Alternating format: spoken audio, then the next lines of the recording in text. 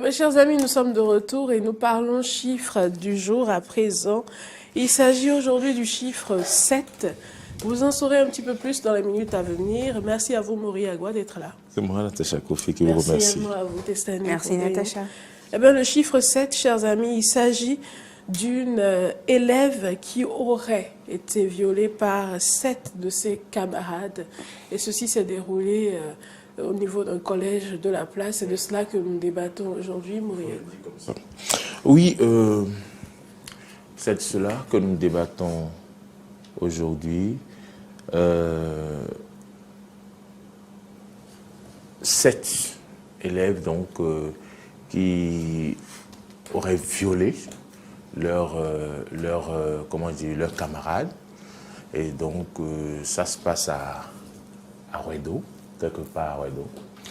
Et ces élèves-là auraient posé cet acte parce qu'ils étaient sous l'effet de la drogue, d'un stupéfiant. Pour l'établissement, il fallait donc présenter ces élèves au Conseil des ministres, Conseil de discipline. Et donc, chacun, selon sa responsabilité dans cet acte, aurait été puni comme cela se doit. Heureusement qu'il y a eu un journal de la place qui a relayé l'information, sinon peut-être que vous et moi, nous ne serions pas informés de cette information. Peut-être qu'il y a d'autres actes pareils ou pire que ça qui sont posés ailleurs dans d'autres établissements du Bénin dont on n'est pas toujours informé parce que l'information n'est pas relayée jusqu'à nous. Et donc, cette situation est arrivée d'ailleurs au lendemain de cette rencontre initiée par le ministre Maoyon Kakpo et le procureur de la République, qui vous souviennent, qu'il y a eu une rencontre entre ministres, enseignants, pourquoi pas association de parents d'élèves pour sensibiliser par rapport et pour donc sonner. Pour dénoncer l'utilisation de stupéfiants. Oui, pour dénoncer ces élèves-là. L'utilisation de stupéfiants sous toutes ses formes, sous forme de bonbons et gâteaux, autres gâteaux vendus dans les collèges. Les conséquences sont énormes. Si le ministre est monté au créneau avec le procureur de la République, c'est parce qu'ils avaient des informations fiables et ils ont mené leur enquête, ils avaient des preuves. Et ils ont d'ailleurs parlé clairement des moyens et des méthodes utilisées dans ces collèges-là par ces élèves. Et donc, on voit à travers cette violence subie par cet élève-là de ce collège de Ouedo, que des élèves sous l'effet de ces stupéfiants peuvent poser des actes attentatoires même à la vie de l'être humain. Parce que dans ces actes que ces élèves-là peuvent poser en ce moment sous l'effet de stupéfiants, et si, par exemple, une personne venait les surprendre quand ils étaient en train de commettre ces forfaits-là, sous l'effet de ce stupéfiant, ils peuvent donc s'en prendre à la personne et lui arracher la vie, par exemple. Et ça pouvait être aussi une camarade élève. Tout peut arriver. C'est pourquoi davantage des précautions doivent être prises. Et pour que les élèves soient suivis, un marquage à la culotte soit fait pour chaque élève.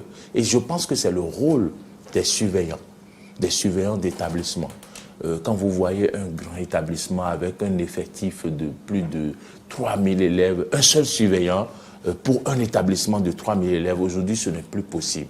Ce n'est plus possible et il va falloir également que ces surveillants-là trouvent des moyens et de faire des descentes inopinées dans des classes-là et qu'on opère des fouilles spontanées à des heures, je ne sais pas, où les élèves ne s'y attendaient pas. C'est sûr que En le faisant ainsi par semaine, ça permettra de décourager ces élèves-là qui gardent par devant eux des stupéfiants de diverses formes et qui peut-être même viennent en classe avec des âmes blanches ou peut-être gardent sur eux je ne sais quoi.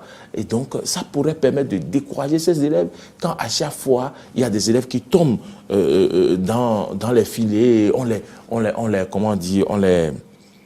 on sévit avec la dernière rigueur. Ça pourrait être aussi un moyen de dissuasion. Et donc, il faudrait qu'au-delà des menaces proférées par le ministre et le procureur, que des autorités de ces collèges-là accompagnent véritablement ces personnalités afin que la lutte contre les stupéfiants dans les collèges soit réellement une réalité.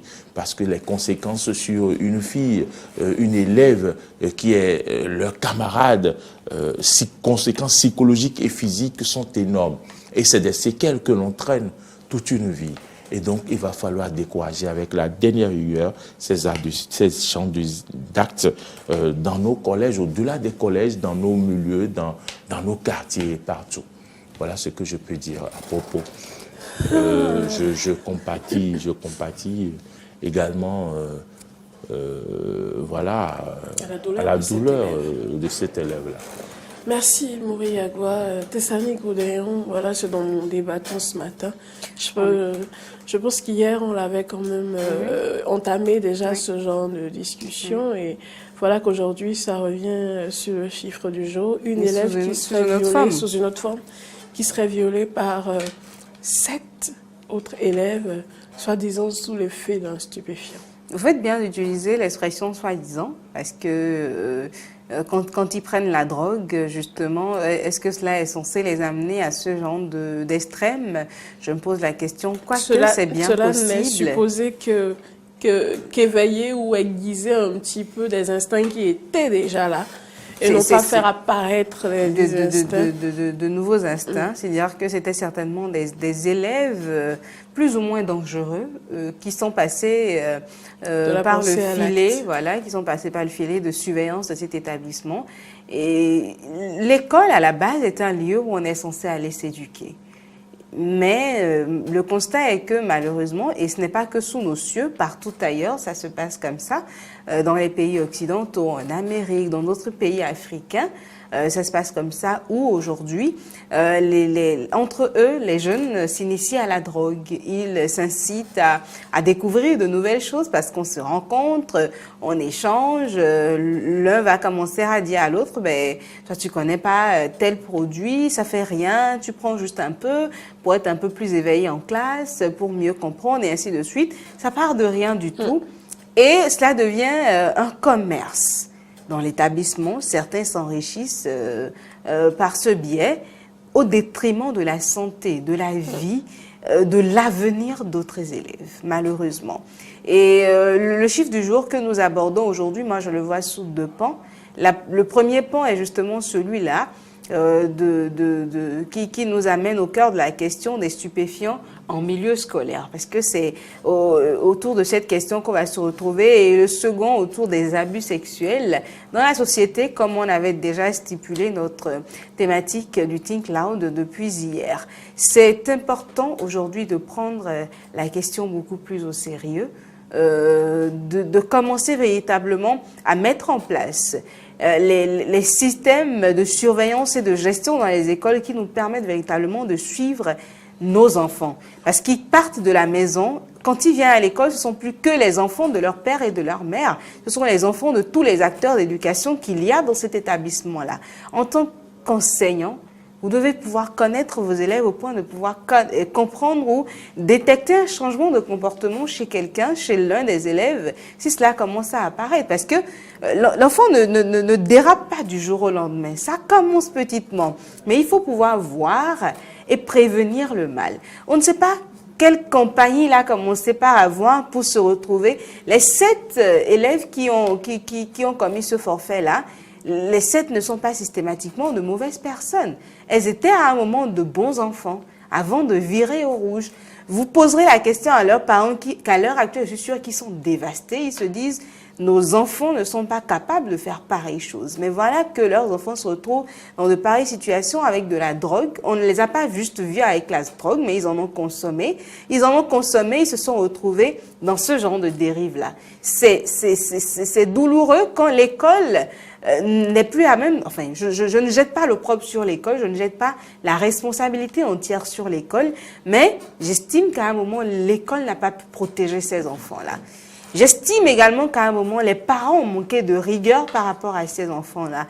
Et j'estime qu'à un moment, ces enfants aussi ont été faibles. C'est une responsabilité partagée entre les différents acteurs de cette chaîne et il faut que chacun commence à prendre conscience de son rôle. J'ai connu des associations qui sont encore d'ailleurs sur le terrain aujourd'hui, qui continuent d'informer, de sensibiliser les enfants sur les dangers des stupéfiants.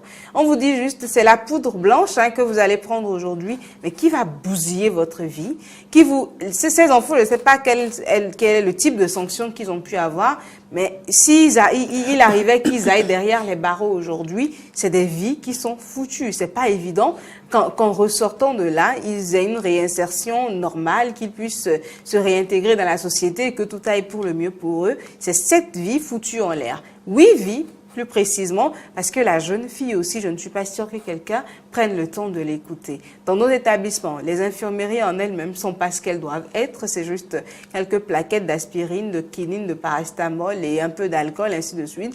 Une élève perd connaissance et on met un peu de coton pour la réveiller, ainsi de suite, et pour la renvoyer dans un hôpital. Donc, je ne suis même pas sûre qu'on ait dans les écoles un système de suivi et de prise en charge psychologique de nos enfants. Ce qui est déjà important dans le système scolaire à lui-même. Et dans un cas spécifique où une élève a été violée par 7 différentes personnes, des gens qu'elle a l'habitude de voir dans une école, qu'elle a l'habitude de côtoyer, qu'elle salue, bonjour, comment vas-tu, ainsi de suite, ils sont tout le temps ensemble. Comment est-ce qu'elle peut penser que 7 de ces personnes-là se jetteront sur elle un jour pour lui prendre quelque chose qu'elle est censée donner de plein gré? C'est pas possible.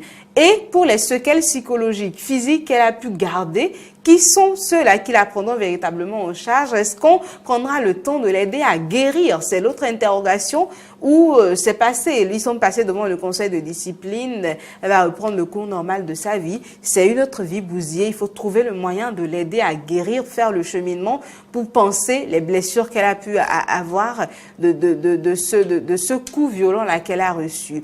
La question, moi personnellement, me met dans une posture où je me dis, on est en train d'aller vers quel monde aujourd'hui? On peut plus. Tous les parents qui ont appris cette situation ont peur pour la vie de leur fille et d'autres parents ont peur pour la vie de leur garçon parce qu'ils se disent mais ils traînent avec qui? Je suis sûre que les 7 ne sont pas des enfants qui à la base ne sont pas conscients. C'est sûr qu'il y en a parmi eux qui ont été entraînés dans cette dérive-là. Je ne sais pas quelles sont les sanctions qui sont tombées, mais ça doit être de vraies sanctions. Il ne faut pas gérer ça à la légère. C'est une question importante. Il faut qu'ils servent d'exemple. D'exemples qui découragent d'autres élèves à faire pareil. C'est parce qu'on a constaté ce cas à Calavi. Sinon, à Cotonou, il y a des établissements où c'est pire. Mais est-ce qu'ils arrivent jusqu'à violer des élèves et ainsi de suite? Sinon, dans tous les établissements, je suis sûre, quand on fera la fouille, on tombera sur des élèves qui dealent, des élèves qui ramènent de la drogue à l'école, qui poussent d'autres à en consommer, ainsi de suite. C'est une gangrène aujourd'hui dans l'école et il faut qu'on prenne véritablement la question à cœur et qu'on se batte pour que cela s'arrête. Merci Teslanik. Je vous en prie, Natacha. C'est assez douloureux et assez difficile. C'est un constat douloureux et difficile.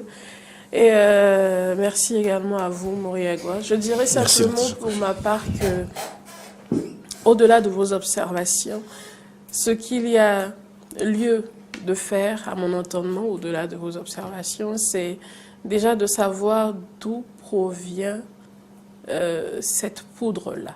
Qui approvisionne ces enfants? Je pense que c'est un système qu'il faut totalement démanteler.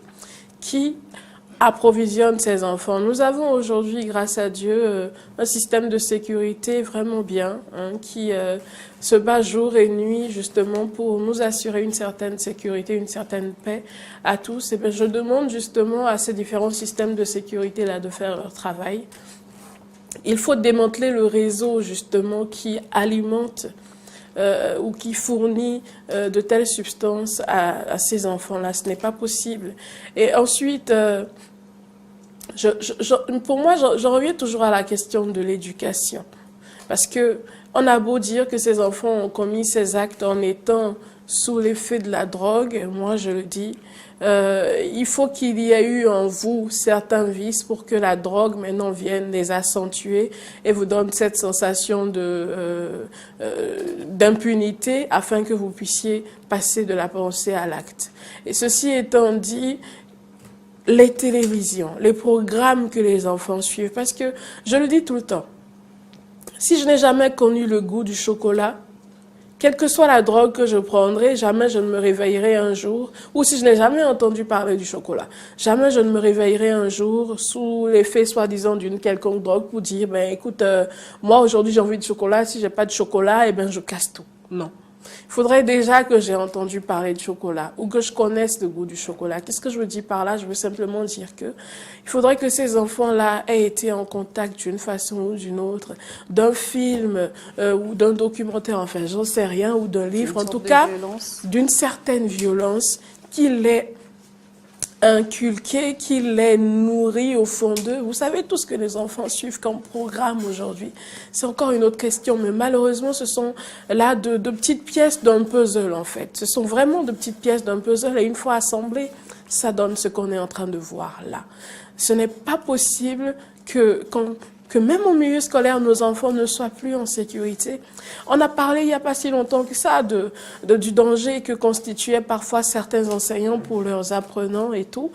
Et on a commencé à être contents quand même parce que la plupart des enseignants chez nous sont quand même très conscients, et ceux-là qui sont conscients veillent au grain et veillent à ce que leurs autres collègues, entre énormes griffes inconscients quand même, puissent rentrer dans les rangs.